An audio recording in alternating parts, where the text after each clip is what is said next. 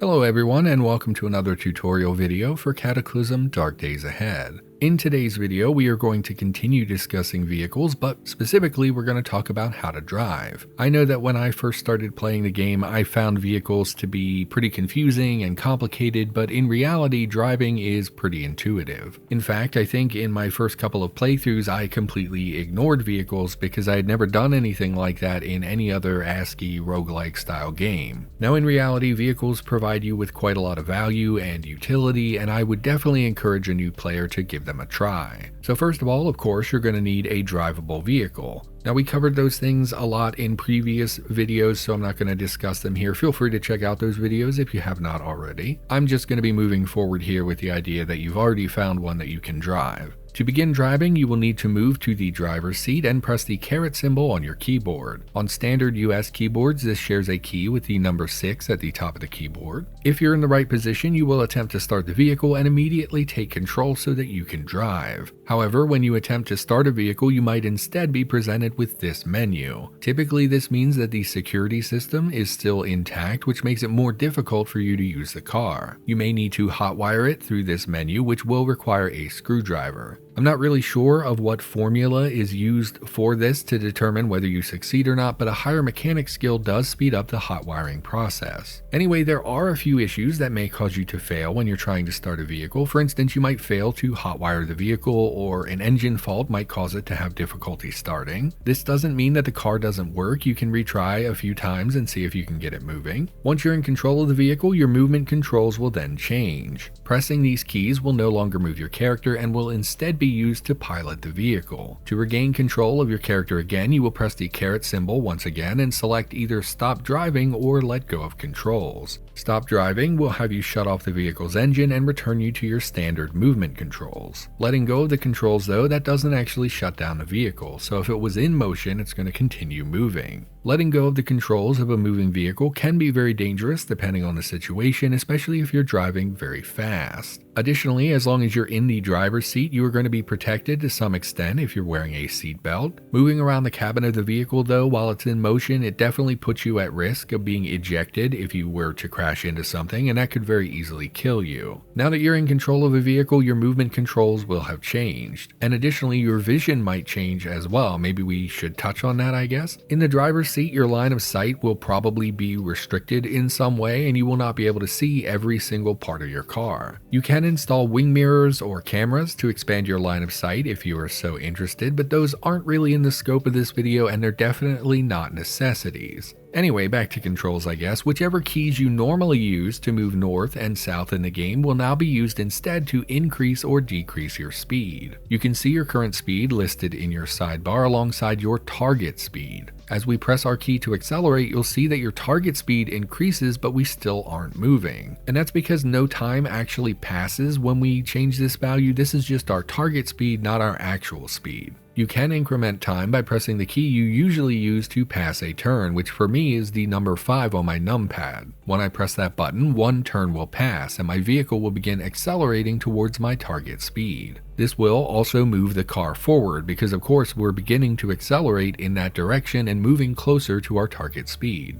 If you're starting from a dead stop or are traveling very slowly, you may not actually move on the first turn that you pass. Your car needs to gain speed because it's accelerating. When you select a target speed in this way, it will take some time to accumulate that momentum and actually reach that speed. Different vehicles accelerate at different speeds, and it will also have a different maximum speed depending on what you're driving. I have absolutely no idea what formulas determine your current speed and your maximum speed, but I know that it factors the weight of your vehicle, the tires, the engine, and whether or not you're on or off road. In general though, you will never really drive at the maximum speed for your vehicle. The game itself just doesn't really facilitate that with crashes and stuff on the road, things like that. And it's my opinion that driving very fast is extremely dangerous, and to be honest, in most of my personal play I'm usually only driving like 8 to 12 miles per hour. You are very rarely under any real time constraints in this game, so I feel like it's better to drive cautiously rather than try to speed up a journey. Once you've set a speed using the acceleration and deceleration keys, it will then be fixed at that value. This means that you don't need to continually press or hold those keys. Your vehicle will continually try to reach whatever your target speed is. It may actually not be able to reach the speed that you've set depending on drag and other factors, but it doesn't change on its own. It's a number that you set and then the vehicle does the work for you.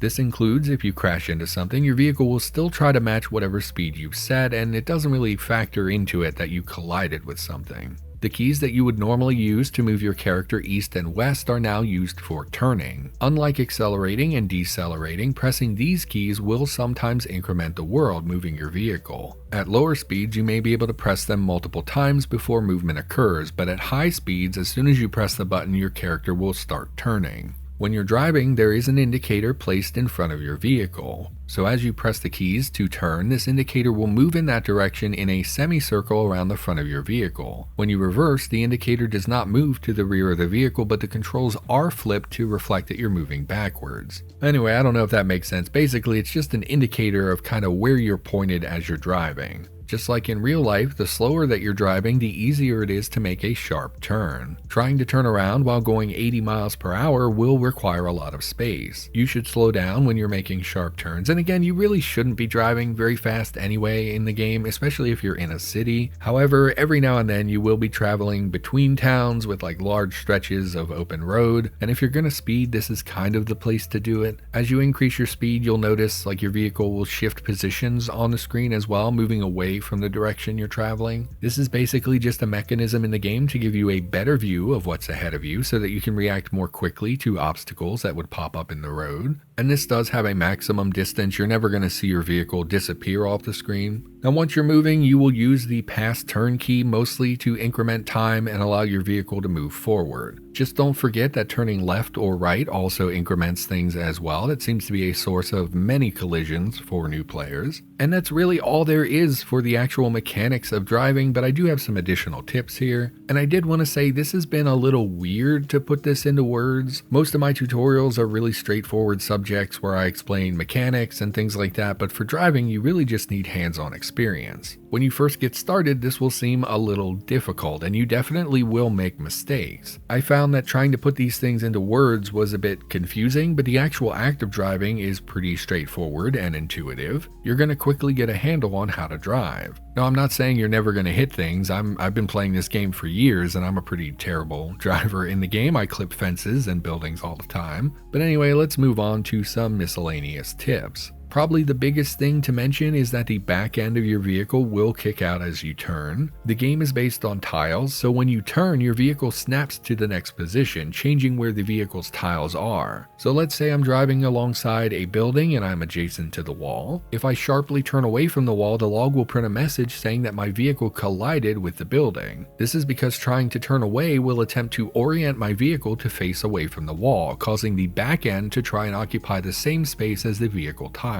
If you're going slow, this isn't a really big deal. It will just print the message and there really isn't going to be damage dealt to the vehicle. However, if you're going fast, this can still count as a significant collision and it can cause you some problems. In these situations, it's better to turn very, very slightly, only moving your indicator one step away from the center of your vehicle. It might take a few increments of time before you pull away from the building, but this gradual movement will prevent the back end of your vehicle from kicking out and hitting the wall. This is something you will notice on very long vehicles, and usually I don't really have an issue with it until I make like a proper deathmobile. Most of the basic vehicles in the game are short enough that this isn't a huge problem. Another important driving tip is that you should close the doors of your vehicle. As you drive, enemies will be able to move into your vehicle, even if you're going quite fast. Now obviously in real life, if you're driving a car, jumping into a moving car is a little bit complicated, but in Cataclysm it happens all the time. This is made worse when you actually hit an enemy with your car. If you're going slow, enemies won't die when they get struck. They'll just sort of slide off the front of your vehicle and around the side. If this happens, they're in a great position, usually right next to your doors, and if the door was left open, they can hop right inside.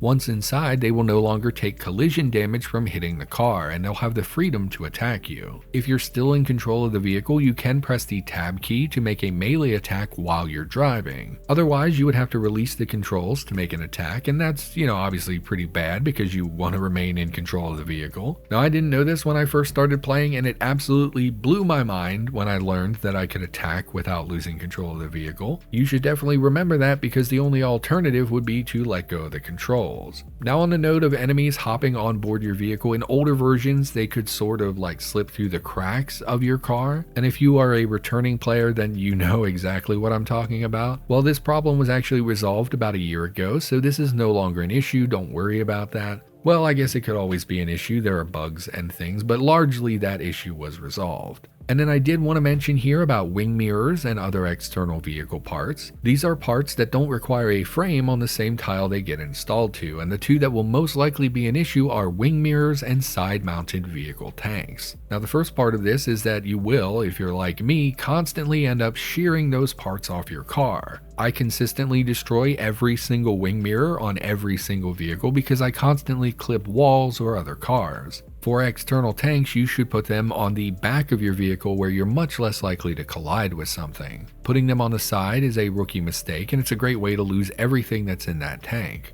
For wing mirrors, they really have no benefit unless they're on the side of the vehicle, so you don't really have an alternative there. My only real recommendation for that is that you should probably keep a lot of those spare parts. Maybe I'm just a bad driver, but these are really prone to snapping off of a car, and it's something you're going to want to replace because it can affect your vision, which would then affect your ability to drive. Anyway, once again, I could keep hitting you with scattershot information, but I think we've explained how to drive at this point, which was the premise of this video. Hopefully this was helpful. I did have trouble putting it into words. I think it's more of a hands-on learning thing. You will ultimately improve the more that you drive, and the main takeaway here would just be to go out and give it a shot. It really does become intuitive over time, even though I see a lot of people say it's confusing or complicated. Right, well everyone, thank you for watching. I hope you enjoyed the video. I'll be back in the future with more tutorials, and I'll see you next time.